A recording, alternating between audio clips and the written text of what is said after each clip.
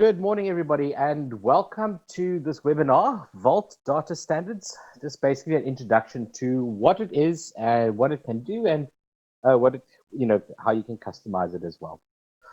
My name is Aldred Boyd. I'm an application engineer from Micrographics.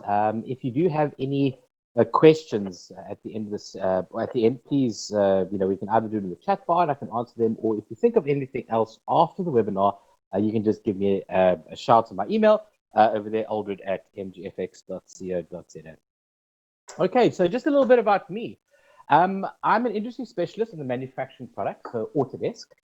So those are things like, your Inventor, which is the flagship of Autodesk for the manufacturing side, as well as things like AutoCAD, AutoCAD Electrical, AutoCAD Plant and PNID, data management software like the Vault, which is actually what we've been talking about today. So not per se the Vault, but it's a add into the Vault, which comes free. You don't have to pay for it. It's already there. Many of you don't know about it, but that's what we're going to be talking about it today. I've just got, actually shy of 19 years of experience now, so I'm about to clock my 19th year doing this type of stuff. So it started long time ago. I'm both AutoCAD and Inventor certified, so I've had to do my exams on that. You have to, I think every two years or so, you have to sort of get certified. So we do have to keep our skills honed and sharpened. I'm also a certified instructor for Autodesk. So if you do feel like coming for any training with us, you know that you are in good hands, as well as my other colleagues in Micrographics as well. We're all certified instructors, so you are in good hands with wherever you go. I have presented at both Autodesk University Extension in Joburg and Cape Town, primarily on Inventor, which is my main product that I do, doing things like tips and tricks and a lot of stuff on iLogic as well. So if you ever want to do a little bit of programming, you're scared of it, but you want to get into it, iLogic is actually a fantastic way to go. You will see that it's very logic-based, so you actually don't need to know programming. I was a bit scared of it as well, but getting into it was quite quick and easy. And I say just if you can find a little bit of code that someone else done on the internet, take it, use it as your own. We all need to help each other with that regard anyway. Okay, so the agenda. So just take a look at the agenda over here. Installing Vault Data Standards. I want to just show you how easy it is just to install it and get up and running. There's no complicated installation or customization or sort of preparation for this. It's quite easy. What is Vault Data Standards? So we're just going to take a look at what it can do for you, what it does, all the little bits and pieces in all the different packages that it does add on to. And then just as well as we just have a quick glimpse on customizing the Vault Data Standards, how you can do that so that it's more customer-centric or client, company-centric, and it looks like it's you and it's a part of you. Okay, what is data standards? So I got this this little brief explanation of just by Googling. Vault Data Standard is a data control feature helping you to ensure design relevant information is captured in a standardized format during the data entry process. Now, what does this mean? Basically, we've got to put data in, or we're going to put your things like your eye properties in your parts and your assemblies, things that information or metadata that you need to put together with the pack and send downstream. So, your downstream workflows. So things like procurements, maybe the guys on the manufacturing floor, maybe your suppliers, they need to get certain information, this data, which you normally attach to your design, your parts, your assemblies, your IDWs. How do we ensure that data gets put into it? How do we ensure that all the correct fields are filled out, like your description, your part number, your stock code? Data standard helps to do that. So data standard will be able to take the information, the pertinent information that you need, plug it in when you need it, and then send it through to your downstream processes. A lot of times what happens is if you don't have data standard, you create your design, then you say, okay, you quickly pull your parts together, put your assembly together. Now you think, oh, now I've got to go put my eye properties or the information description. You've got to go through every single one. You might miss one or you might miss two, and then you only find out the mistake later on, and it can be quite costly because there might be back and forth between yourself, the supplier, yourself, and procurement, and that and because you've got deadlines, it just extends over that deadline, and you can lose money with that, and by being penalized by the client. So data standard, what it does, it just helps you up front put in all that information into into your parts and your assemblies so that you don't miss out on anything like that. Okay, installing Vault data standards.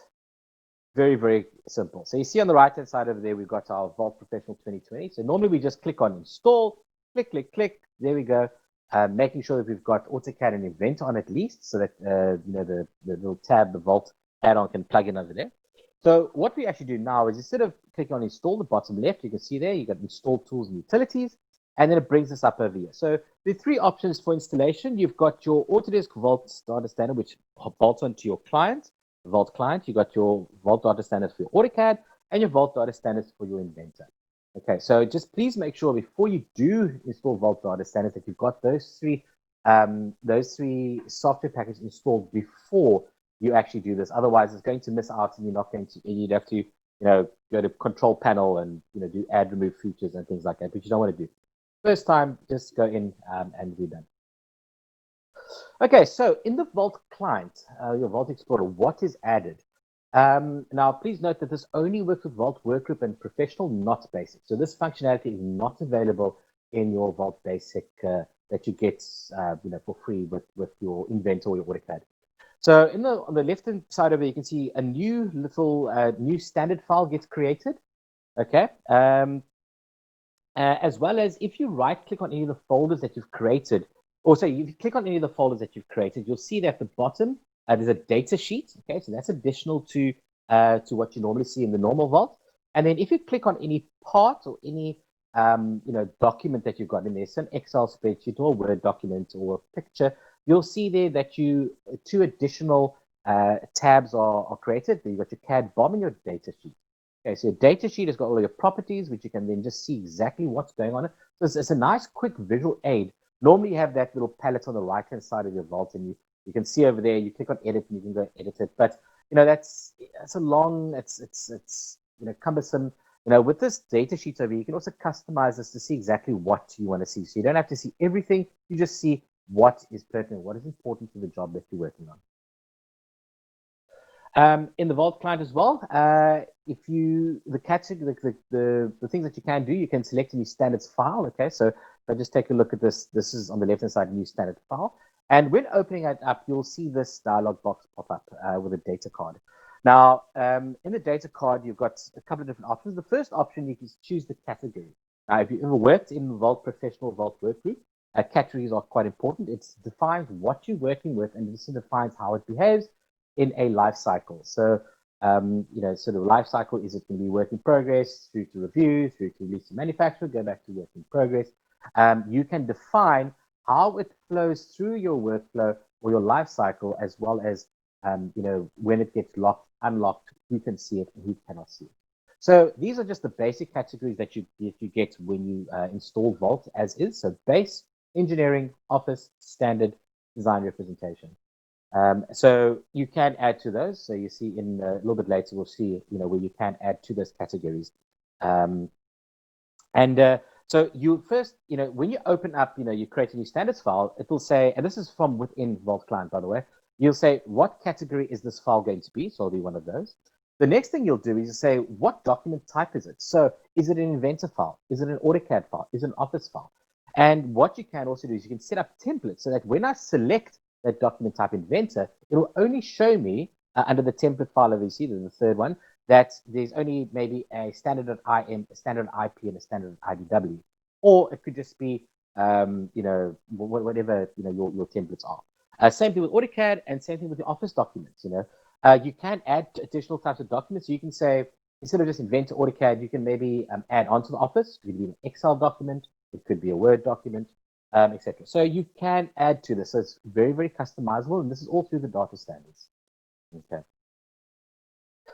Then we've got your numbering scheme. So if you aren't using the numbering scheme in Autodesk Vault, I really do think you should. It's a very nice way to be able to sort of automate the process, also not duplicate it. What it does is and you can have fixed, you can have lists of figures or maybe a sequence of numbers or letters that you use in your numbering scheme. So it allows you to pick the numbering scheme that you've already put into your Vault, and then it will then automatically create the file name for you. You can put a manual entry as well. So, before I even click on that drop-down arrow next to number scheme, I'm able then to type in the file name there. Okay, so either that or an automatic number scheme. Then obviously you just got the path of where it is. And on the right-hand side, you'll see there, you've got your properties and the property value. So right from the get-go, while you are creating this file, you're now starting to put in your properties, your metadata that is going to be used for downstream work processes. But what you can also do with this is you can also say, for instance, that I need to have the description has to be put in. And if the description is not put in, then that OK button will not ungray and you'll not be able to click on OK and go forward. So this is a nice way to make sure that all the data that you do need is put in, for the whole design process, and you don't miss out on anything. You can also create a new folder. Okay, so this is a new either a project folder or just a normal folder, and you'll see there that when you right-click on any of those folders to create it, the new folder is now replaced with a new standard folder. Okay, so data standards is kind of like taking over and adding additional processes or additional magic, if you would call it, to this to Vault Professional, that your Vault Workgroup that you've installed. Okay, and when you create a new folder, you can, under category, okay, I've only got 2, which is folder and project. You can, once again, add more categories to this folder as well. And exactly the same as when you create your file, you put in your numbering scheme. If you have a numbering scheme for your folders, obviously put the number there, put your name, the state, create date, created. So it's just information about this folder that you're putting in there. And on the right-hand side, if you do then go and map some properties to your folders, then you will see then properties and property values that you can add. So you can also have properties to folders as well. These properties could be things like the name of the clients, where in the world it's going to be built or shipped to. And if you need those properties to propagate into your files as well, you can do that through the data standards, through the customization. Okay, so as I said, it also works with AutoCAD as well. So it works with AutoCAD and AutoCAD Mechanical. And you can see there's a data standard tab that has been added to this. And with that, you'll see that it adds a new ribbon with a couple of different options on that. So the options that you've got, obviously you can save the sheet, your data sheet. So once you've saved it and you've filled out your properties, if you do need to go back and edit that data sheet, you'll see that you can edit it. You can make copies of it as well. This is a different copy to copy design, but it works the same way. So you've got your copy and then enable and disable. So if you do not want to use your data standards and you're just fiddling around and you're not going to ever put this into the vault, you can just disable it and then just mess around with that over there. Okay. So when you are saving, once you click on save, if you're not logged into the vault, okay, data standard will prompt you to log into the vault. Okay, so there we go. And I mean, I'm sure you've seen this if you've worked with vault. No connection to the vault. You want to log in now. So put in my credentials, and then it brings up this data sheet. Now, the data sheet, it's at the top of there. You'll see there's a couple of options for folders. Now, the nice thing about this is you've probably set up all of your folder structures in your template folder from a template folder already. So for instance, you've got folder A, and then under that you've got subfolders, maybe 1, 2, 3, 4, and 5.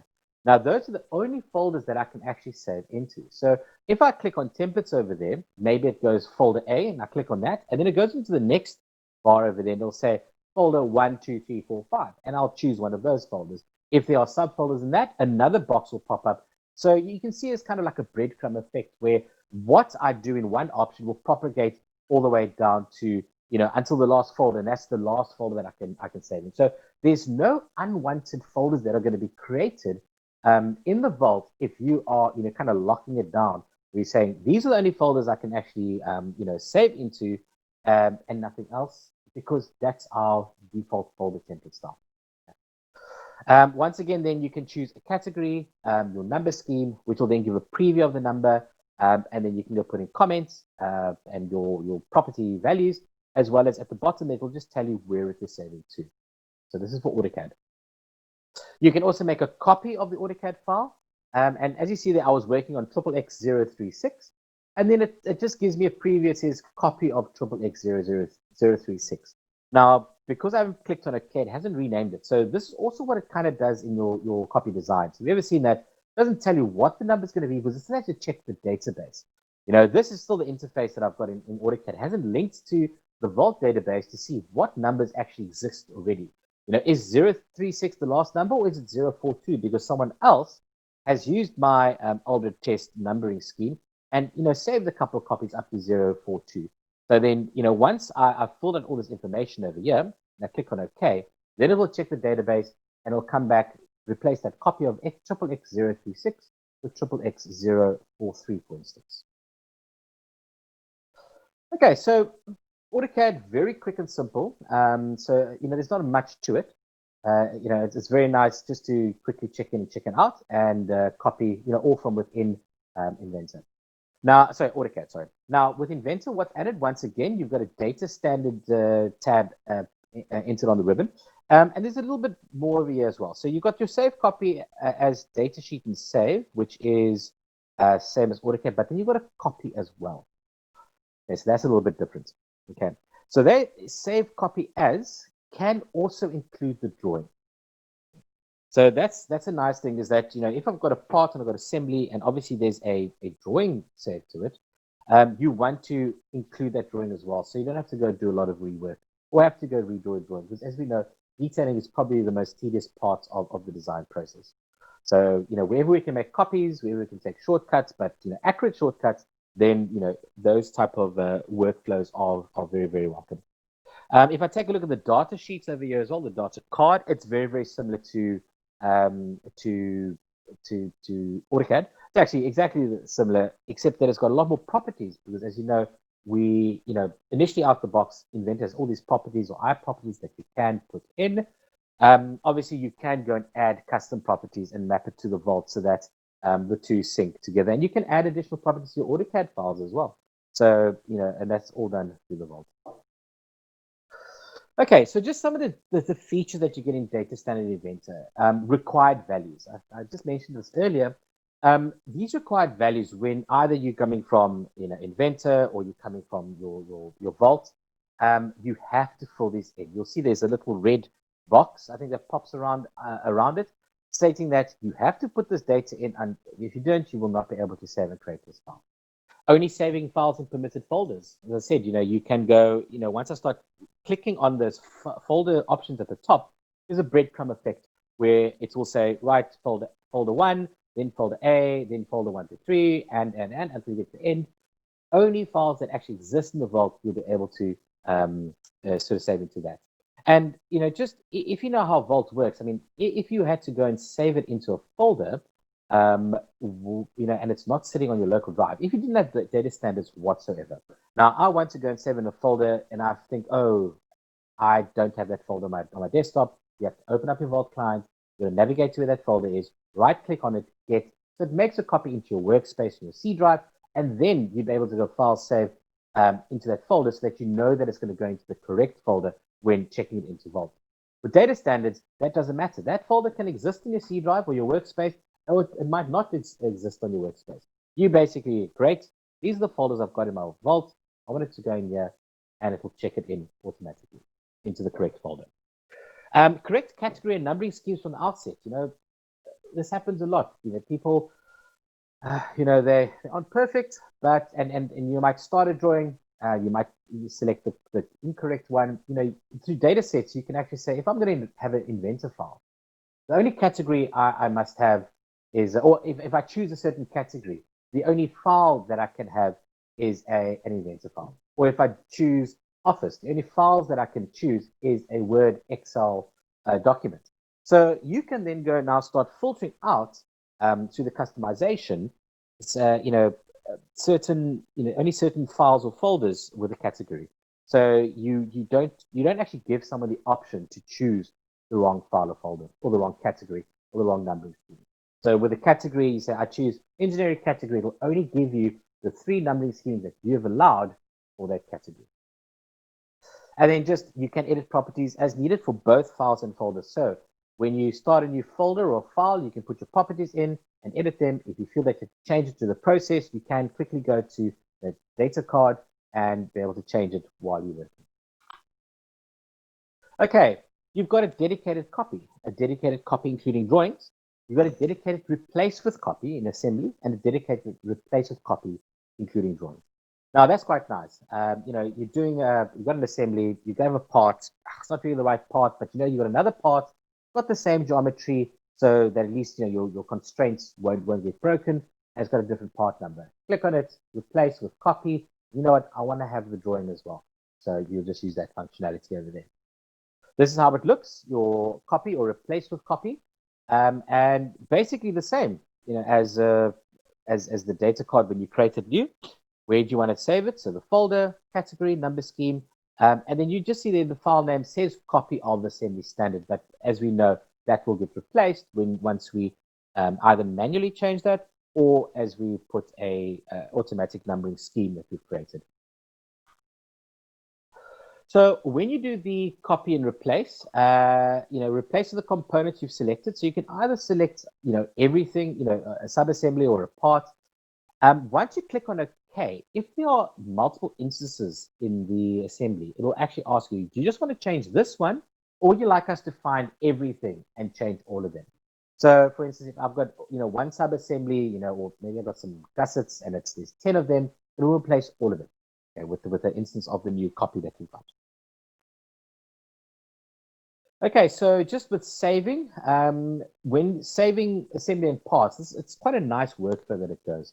It's kind of very similar to if you didn't have the data standards, that this is just an additional option of adding your I properties, adding the mandatory or compulsory I properties that you've got for them, as well as also checking it into the vault.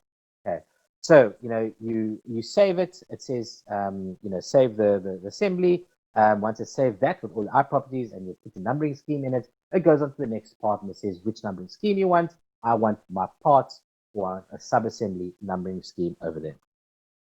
Okay. Another thing that data standards also does is it allows us to, it will suggest adding any additional components to that original saved assembly folder. Okay, so it's not going to just save it in the maybe the top folder, whatever. So if you've gone and dug down a couple of subfolders, we'll say, look, the assembly resides over here. Because this file, this part is in the assembly, it's a component of it, then, let's say I suggest that you save it in the assembly folder. If you don't want to save it there, then you can go and save it somewhere else by navigating through the data standards. As well as the same thing with the drawing as well. Exactly the same, you start off a drawing, click on save. So where's the part saved with this drawing, or where's this assembly saved with this drawing? It's in this folder over here in the vault. Okay, let's go navigate to that and we can, go ahead from there. Okay, so then configuring your data standards. So there's three very important parts when configuring the data standards. Is when you take a look at the categories, your properties, and your numbering. Okay, your custom numbering scheme. So these are all things that data standards picks up and brings into sort of the front line where you're able to interact through your data standards, which interacts with the vault. So these three over here. Now with the categories, as you see there, you can add certain categories to this. So with this, I've got folder categories, I've got file categories, custom object categories, and items categories. Okay, so just, with these two screenshots that I've got over here, you'll see there that, under my folder categories, I've got three. I've got folder, project, and webinar categories. And then for my file categories, on the one on the right-hand side over there, I've got base, design representation, engineering, office, standard. And you can see that I've actually additionally added the webinar category to both of those. So I can assign a webinar category or a standard category to any object, file that I drag into the vault or folder that I created, as well as items if you are using items or if you need a custom object that you've created over here. There's just more ways to customize your output. Then obviously you can go and configure your properties as well. So this is important because you need to make sure that the properties that you've got is what you're going to be seeing downstream. Now, if those properties aren't in Inventor or you start making custom properties, which is, sort of just linked to your company, then you need to make sure that it exists in the vault as well. And then you need to map them as well. So very, very important. So custom property in Inventor, create that property in vault, and make sure the two are mapped so they see each other. So that if the one is updated, it will update the part. sort of from the vault to the part and vice versa. Okay, so then what we can do, obviously, just specify which properties are associated with the category.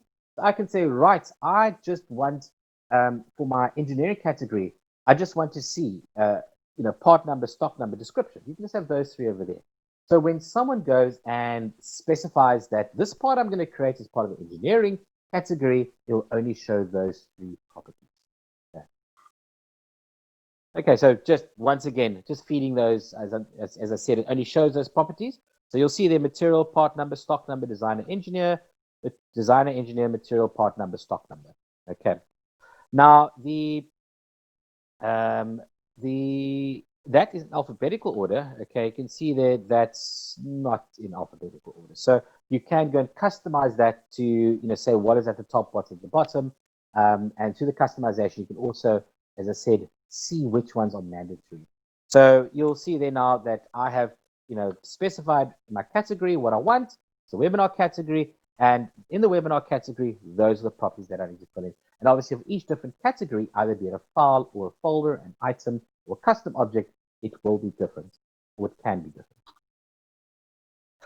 Okay, so I just want to talk about this one thing is data cards. They're not a part of data standards. So this comes straight out the box with Vault Pro or Vault Workgroup, but it is quite useful.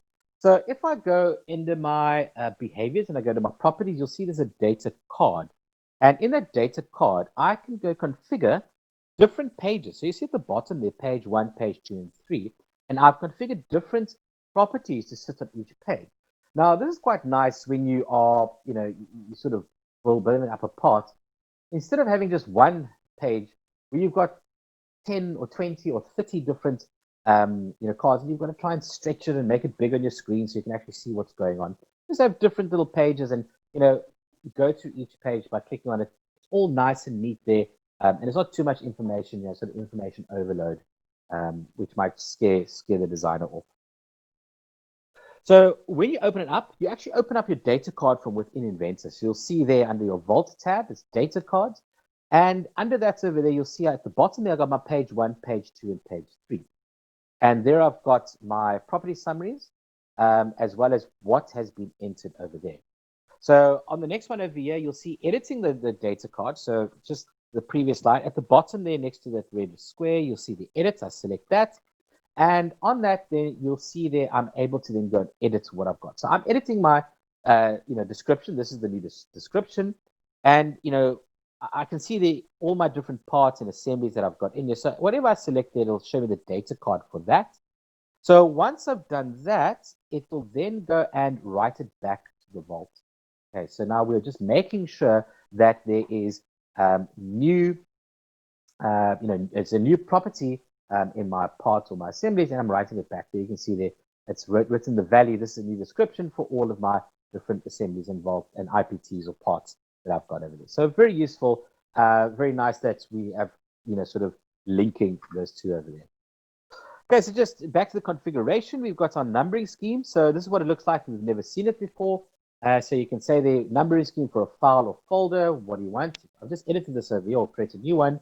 You'll see on the right-hand side the add a field. So you can automatically generate a sequence. You can have a delimiter, fixed text, free text, a predefined list. So if you want, sort of the first four numbers, to run from 1001 to 1004, maybe 1001 is a sheet metal component, 1002 is a assembly, 1003 is a sub-assembly, and 1004 is just a normal part.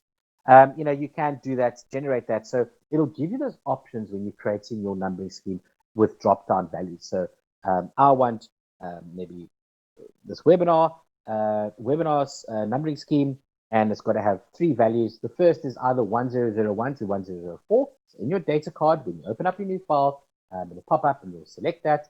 Then maybe it's a free text, and I can type in a webinar test. And the last one is a sequential number of numbers running from 0001 up to quad 9999. Okay, so you're able then to do that. And once you set it up in your Vault, it will then get pulled into data standards.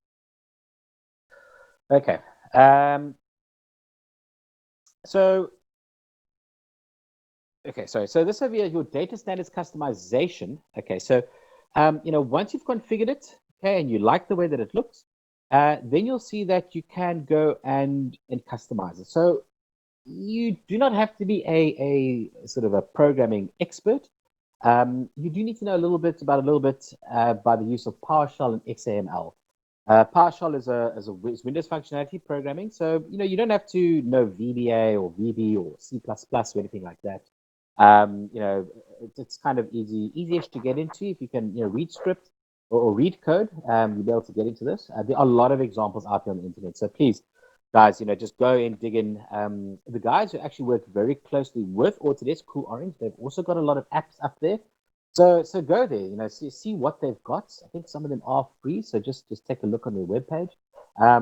If not, then they have got examples of the coding that you need to do to customize your data standards and how it looks. So take those template codes and then bring it in using PowerShell or XAML, which you can open up in any text editor and start editing it over there. Okay. Okay, so then, what can you do with customization? We can create folders with template subfolder structure. So I can say, for instance, maybe that copy test assembly files or part files. Those are that's the folder structure that I want as my template when I start a new project. So I go, new folder or new project, and it says, great. What is the template folder structure that you want for this project? And I say, I can just click on, and I'll have an option to click on a folder. It'll take that folder and all the subfolders got underneath there and add it to my new project. So that's a nice way that that every single project you have has got the exact same folder template. You don't have to go and maybe have it zipped up somewhere, unzip it, copy, drag and drop it into your vault onto the project that you got, so you got it over there. Additionally to this as well, when you create these template subfolders, you can also create your template properties. So whatever properties are actually assigned to those folders over there, it's going to go into that new template subfolder structure. Okay. Then you can also add additional tabs. So on the right-hand side of it at the bottom, you'll see there, CAD, BOM, and data sheet was added. You can have additional ones as well. So whatever information you want to quickly see from within Inventor, instead of having to go dig down deep into, parts or trying to find your properties or something like that, you can just go and just have another tab there with the information that you want to see, and it will pop up over there. I didn't really talk about the CAD BOM before, but with that, it's nice and quick and easy. Just if you're on an assembly, it pulls out the BOM from the CAD. So you can just see quickly what actually goes into the bill of materials for that. Yeah. It's not editable, but at least you can see what's going on so that you quickly know whether to make any changes and the like. Customize the data cards, so personalize them with your company standards. I mean, it'd be nice, if a guy comes to a company, a new guy starts and he kind of says, oh man, there's my logo. He feels proud of, the work he's doing. It's got the company standard. Or someone comes in to take a look at what you're doing. Okay, great. I'll change the design for you, sir. And you just start quickly going through it. And they can see that, kind of relationship and sort of bring them closer to what you're doing. Company standards, why have that drab gray color that, Windows sort of puts out? Put in some funky colors for yourself. And also you can do color codes for your property fields. So maybe red is very important. Orange is kind of important, and green, you can just, go do whatever you want to do. Well, no, you can't, because we need some data standards. But, we can see how by using colors, and also it catches the attention of the designer saying, okay, oh, wait, hold on.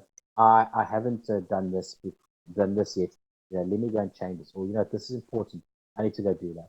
So from the word get-go, we are actually putting in standards and standardizing the way that we work and information that we put into our designs, so that when we get to the end of the design, we're not running around on late on a Friday, afternoon, trying to get a design done, because, as we know, detailing a drawing or detailing, designs is the most tedious thing. It's the typing in of all this information. And if we, it's either has to be typed in, or you have a drop-down list, where guys just have to click and just choose what needs to go into those fields. It makes the job much easier for everyone, and there's less chance for mistakes. Okay, as I said, with the breadcrumb information, this is less chance of mistakes. How does it work? For instance, if I select a category, that category will then automatically go on to the next section, and it'll give you a list of properties that you have to put in, or a list of files or folders that you have to put in. And as you're choosing each particular property, the next field populates, and it's either got a list or a fixed value. If I say I need category engineering, I say, right, you can only have an Inventor part for this, or Inventor assembly for this, or Inventor drawing for this. I click on Inventor part. The next category will be like, well, you've got 3 options: standard.ipt, sheet metal.ipt, and custom.ipt. Choose sheet metal.ipt. Then it's going to automatically say, okay, right, the scheme that you can use is the sheet metal scheme, which then populates the next field, which is 1001, as I said previously, which is my sheet metal, and then you've got your free text and then your sequential number. Okay, and by doing this, you can drastically reduce the errors that you find creeping up into your different designs. Okay, so in conclusion, what are we doing? What is data standards doing for us? It is tightly integrating the process from creation of components, files, assemblies, any documentation you want, down to your downstream processes. You have to put the information in because that's what your client needs, or that's what your downstream process like procurement or your supplier needs. They need that information, so you have to fill it in. Don't miss anything by having compulsory input. Basically the same thing. Familiar look and feel, company and Autodesk driven. Customize the way that it looks. Why look the same as every single other company on the planet? We want to be different. And difference. People look at something different and they like it. They really do like it. Easy onboarding for new recruits. Someone comes in, you don't spend all your time, having to teach them how to do something. This is the process we've got. It's basically semi-automated. So they can't go, and the new recruit can't go and add additional information or the wrong information. It's very much laid out in a nice breadcrumb sort of fashion. And out-the-box functionality for quick implementation. It is ready, from the word go. Might not have everything that you need, to put in there. So that's why it's highly customizable. But you can start working with it from the word go. And that's, I'm saying, if you just got your numbering schemes, for instance, and you've been doing that, adding it and changing numbers to it afterwards, from the word go, you'll have that because just pull that information straight out the box. Okay. Great. Thank you very much for tuning in. Are there any questions?